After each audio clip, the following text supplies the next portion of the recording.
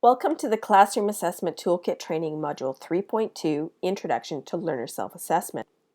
In the Learner Self-Assessment session, we will look at what learner self-assessment is, some best practices in learner self-assessment, and briefly touch on some of the learner self-assessment tools in the Classroom Assessment Toolkit. We hope you enjoy the session. Take a few moments to think about learner self-assessment. What is it? How does it look in a language classroom? And what's the purpose of it? Pause here if you need to. Learner self-assessment is when learners make judgments about their own performance and abilities. In class, the learners gather information, reflect on it, and make decisions about their own learning goals. Learner self-assessment can happen before, during, or after a task. It can be integrated into the assessment process by being an extension of formative assessment activities. Unlike other types of assessment, learner self-assessment can be for the learner's benefit only. What is the purpose of learner self-assessment? Learner self-assessment can serve as a measure or description of language proficiency. It serves as an awareness-raising activity for the learners to be cognizant of their current skills and abilities while also increasing their familiarity with the learning outcomes in the CLBs. Learner self-assessment serves as the foundation for goal setting. Learners know where they are at and where they need to go. Now they just need to figure out how to get there. Ultimately, learner self-assessment can serve as a record of their achievements. There are three main benefits to incorporating learner self-assessment into your classroom practice. First, self-assessment increases the learner's self-awareness and their confidence in the skills and abilities. Second, it provides the learners an opportunity to take more control of their learning. Last, learners have an increased ability to judge their own performance more accurately and in line with the CLBs and learning outcomes. The first question many instructors may ask is, how do I introduce self-assessment into my classroom? There are many small ways that instructors can begin to incorporate the idea and practice into their classrooms. For example, get feedback from learners about the activities done in class by asking questions. Provide learners with checklists of what to include in their production. Have learners copy the lesson agenda into their notebooks. Have the learners rate classroom activities from least to most favorite. Have the learners re-look at their writing in order to find any missing elements. Provide feedback to learners that prompts them to think about their own production. Guide learners in how to organize, display, or talk about their work. Have learners mark their own work using a key.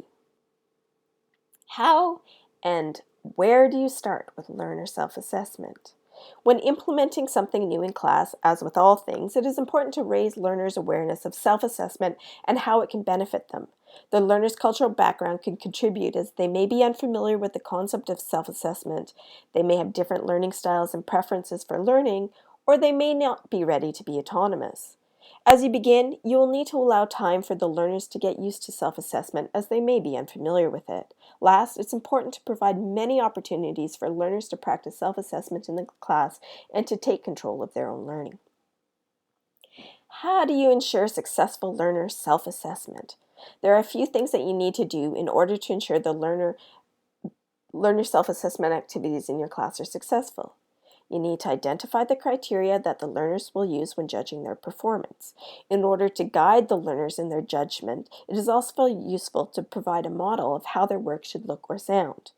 Additionally, get feedback from the learners as well. Their input into what happens in the class for learning and assessment will help ensure active participation and engagement of the learners.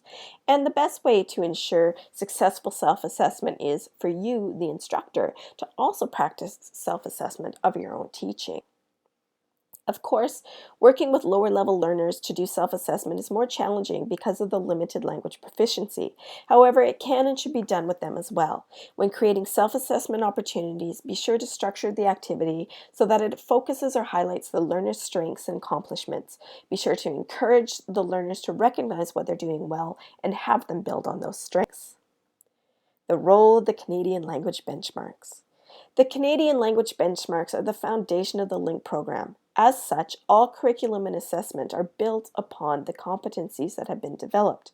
For this reason, it is important that learners be familiar with the CLBs and competencies that they are working on in class. Self-assessment activities will help learners to understand how the CLBs relate to their own learning. They will be better able to use the can-do checklist as a general reference of their learning. Furthermore, instructors will be able to make explicit reference to the CLBs in class when debriefing with learners about assessment results. How do you incorporate learner self-assessment as an activity with continuous intake? One big challenge with linked classes in BC is the fact that we have continuous intake. This means that your learners will be familiar with self-assessment with any routines that have been established and be comfortable with both, but then new learners arrive. What can you do? Here are some suggestions. Allow learners time to adjust to the new environment. Write the main points of the lesson on the board before each class. Include a demonstration of each activity. Provide clear signals to learners when something is routine. Ask the same types of post-task feedback questions. Pair up learners strategically. Devote the last 5 to 10 minutes of class to discuss the day's activities. If there is the opportunity and it is necessary, you could instruct new learners separately or ask other learners if they are willing to provide a sample from their journal or learning log that can be shared with the new learner. The Classroom Assessment Toolkit, developed by Listen, is a compilation of formative assessment tools, including learner self-assessment tools. The toolkit assists instructors with their assessment for learning practices. The tools in the toolkit will encourage and support learners to take greater responsibility for their own learning. As the tools are aligned to the CLBs, it will help the learners understand them better. This additional approach will provide more balanced assessments because it will have both the instructor and learner input.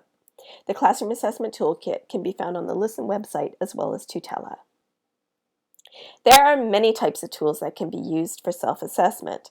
In the toolkit, there are examples of an action plan, chart, checklist, exemplar, journal or diary entry, learning log, rating scale, rubric, questionnaire, peer observations, and self-observations. The Classroom Assessment Toolkit provides descriptions of each of these tools. To begin using the toolkit, you will need to start by identifying the CLB level you want your learners to assess themselves against. Then choose the skill area you want them to focus on.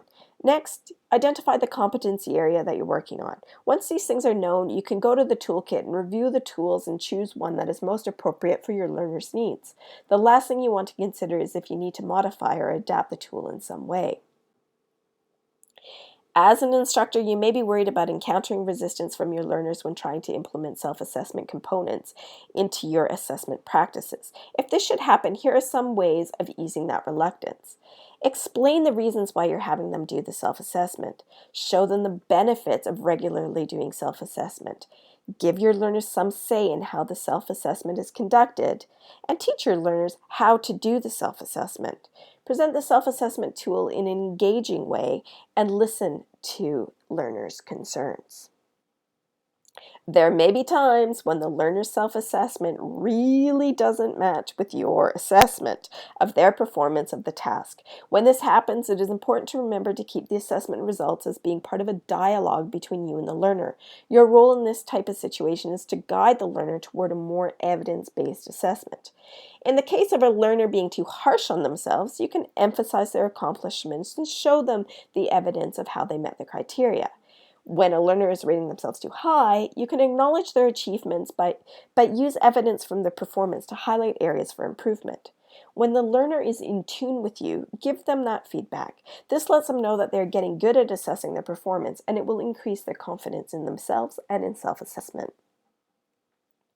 As learners become more comfortable with self-assessment, they will not only become more competent with the CLBs, they will become active participants in their learning and more confident in addressing their own learning. This concludes the introduction to learner self-assessment. As a LINC instructor, you should now have a better understanding of what learner self-assessment is, how to choose self-assessment tools for your learners, and how to incorporate it into your assessment practices.